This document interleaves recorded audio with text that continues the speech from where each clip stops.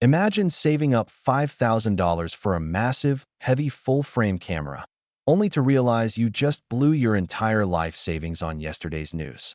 Everyone in the photography industry has been completely brainwashed into thinking you absolutely need a full-frame sensor to shoot professional work.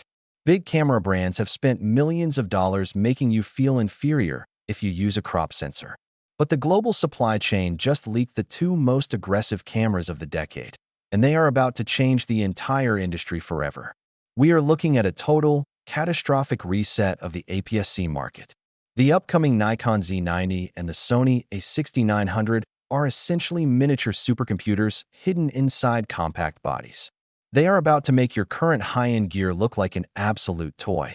If even half of these manufacturing leaks, factory blueprints, and sensor fab data are accurate, the expensive full-frame hybrid camera market is in serious trouble. The era of overpaying for camera gear just to look professional is officially coming to an end, and the big brands are absolutely terrified of what happens next. Let us start with Nikon because the chatter surrounding the Z90 is getting dangerously loud across the internet. For years, wildlife and sports shooters have been begging for a true mirrorless successor to the legendary Nikon D500. The D500 was a legendary DSLR that ruled the crop sensor world for a generation, but Nikon left those creators in the dark when mirrorless took over. According to the latest manufacturing leaks, the painful wait is officially over. Industry insiders are already calling this new camera the Mini Z9, and it completely deserves that heavy title.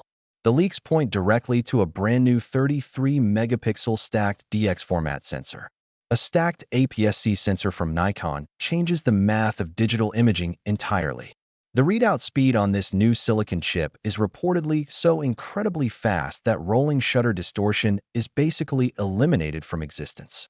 A crop sensor reading out fast enough to rival global shutter performance sounds like absolute science fiction, but the factory data backs it up completely. The Z90 can reportedly push a blistering 120 frames per second electronic burst that is completely blackout-free. That performance is identical to the $5,000 flagship Nikon Z9.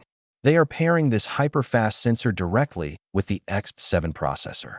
This brings that same terrifyingly sticky 3D tracking and predictive artificial intelligence autofocus down to a simple $2,000 body. This is a massive win for wildlife photography. Even if shooting at 120 frames a second will absolutely melt your hard drives and cause your storage arrays to sweat from data overload. But Nikon does not get to own this lucrative space completely uncontested. Sony is actively preparing to completely cannibalize its own full-frame lineup with the new a6900. Highly credible industry insiders recently dropped a secret spec sheet that caused a total meltdown on the global camera forums. The a6900 is heavily rumored to feature either a refined 33-megapixel chip or a totally new 40-megapixel XMR stacked sensor. This beast of a machine will be backed by the unannounced next-generation Bion's XR2 processor. We are talking about 30 frames per second continuous RAW shooting with zero viewfinder blackout and a ridiculous 15-plus stops of dynamic range. If Sony actually pulls this off, it will be a fatal blow to the competition. Translated Japanese engineering patents show how Sony managed to cram an insane 8.5-stop in-body image stabilization mechanism into that tiny, compact, rangefinder-style body. That kind of stabilization performance is unheard of for handheld, run-and-gun video creators. However, there is a massive catch that has creators absolutely furious online. The leaks suggest Sony is sticking to a single CF-Express Type A card slot. There are absolutely no dual slots for real-time backup. It is hard to believe a true professional will trust their entire client shoot to a single memory card. It feels like Sony is intentionally crippling the storage system so it does not completely destroy the sales of their full-frame A7 series. That is the classic camera attacks we always see from Sony, and it proves they are still terrified of making the perfect compact camera.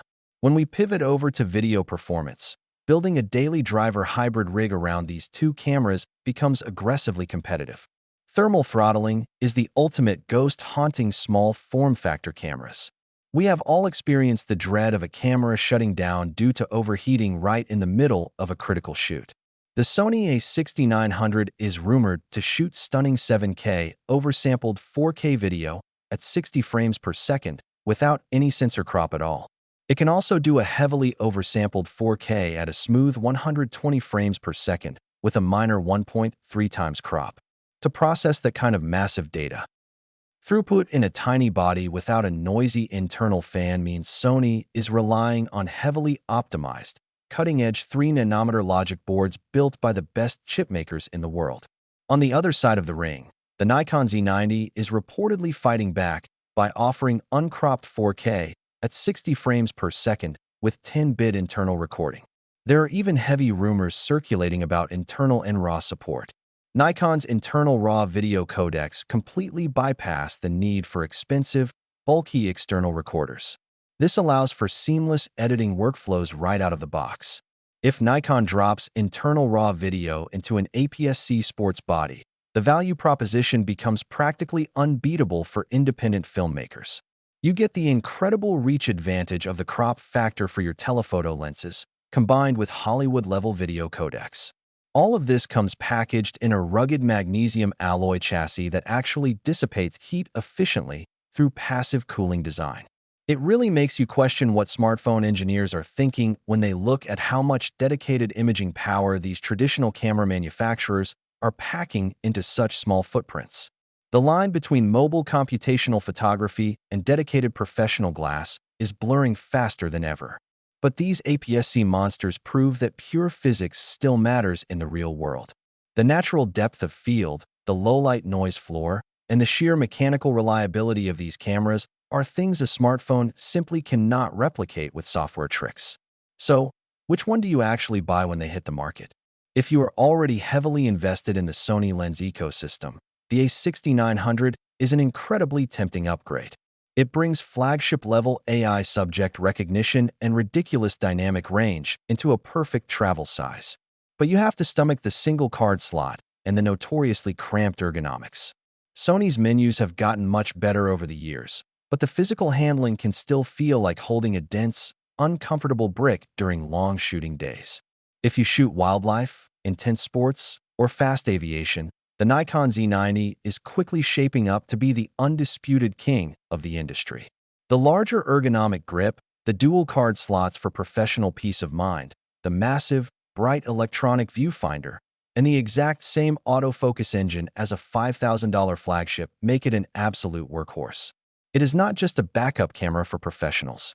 It is a primary tool designed to take a physical beating in the harshest field conditions. My definitive opinion on these products is that they represent the ultimate revenge of the crop sensor. For years, major manufacturers made us feel like APS-C was just a temporary stepping stone to full frame. They wanted us to keep climbing the luxury pricing ladder.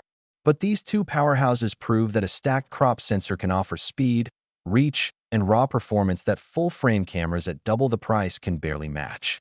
The middle ground of the camera market is completely dying, and manufacturers are forcing you to choose between ultra-premium compacts or highly specialized speed demons. The release dates for both of these cameras are heavily rumored for late 2026, and the pricing is expected to sit right around that highly competitive $2,000 mark. Stop stressing about full-frame sensor size and start looking at what these stacked APS-C chips can actually do for your creative work. The gear you own right now is already more capable than you think, but the future of crop sensors is looking absolutely wild. If you liked the video, subscribe to the channel, share the video with your filmmaker friends, and hit the bell icon so you never miss another camera showdown.